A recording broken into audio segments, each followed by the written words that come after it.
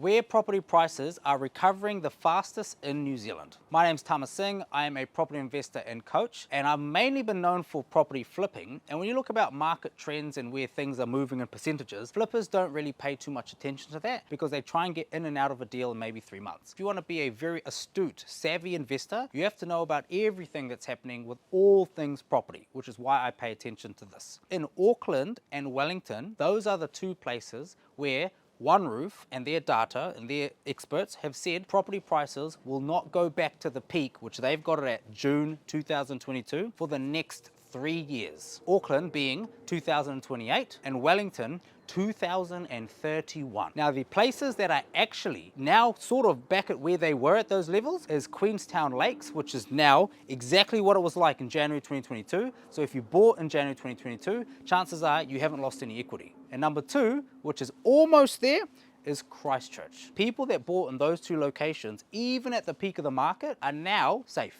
They're back to what they paid for. Auckland and Wellington, you paid for something and your equity and the value of your home has dropped so much that you're not gonna see it go back up to that level by sitting around doing nothing for years to come. Now, why is it so different, Auckland and Wellington, to say Christchurch? My opinion is, in Auckland, there was the unitary plan that made a whole bunch of developers go absolutely crazy. Interest rates were very cheap, which means you are going to try and buy the most expensive thing you normally would not be able to buy, which is a house with massive amount of land, and you're about to do something you normally would not do, which is develop, because it's high risk, high reward. But when money is cheap, this is where a lot of new time developers and existing developers turned up the notch and were buying properties that had massive amounts of land, and in some cases it looked like they were paying double. I remember when I was living around Glen Innes, Point England area, and I saw a property there that was 900 square meters and it sold at auction in 2021 for an amount that made my jaw almost break to the ground.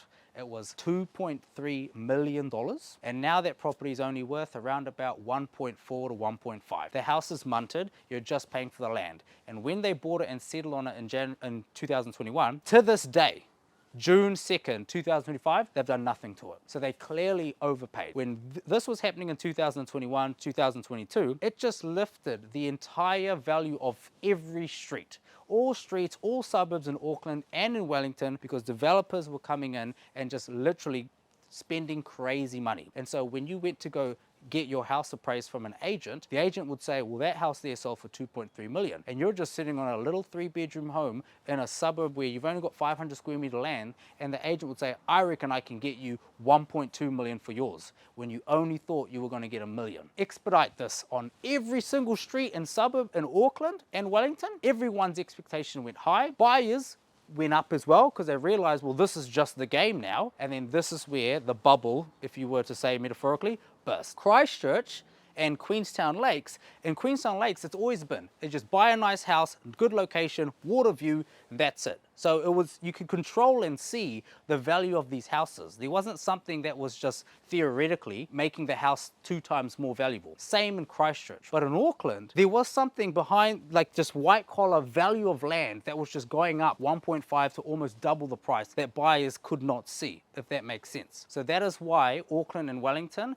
have a long way to go. And right now, if you're an investor that wanted to buy in a statistically safer area for capital gains and make sure you're not overpaying, it looks like the South Island, looks like Christchurch especially, is the place to go because it is a lot more affordable than Queenstown Lakes. Queenstown Lakes, you know, it's around $2 million for a property there. In Christchurch, you can get in under 500 grand. And the good thing about it is that I've had my eye on Christchurch and I've done a few flips down there myself. I have good contacts, good agents, builders, tradies. I even know a few of the mortgage brokers that can send deals off market, which is the best thing. But when you see articles like this and you see YouTube videos like this, what it's going to do is put a big spotlight on this area where if you're not fast and efficient, you will miss out. So just because this is now the place to look doesn't mean you're going to automatically find a deal. You need to be part of a network that can help you get there fast. So if you wanted help in finding your next investment property, and it doesn't have to be Christchurch, you can still buy in Auckland or Wellington. Make sure you book a call with me. There's a link in the description for a free one-on-one mentorship call,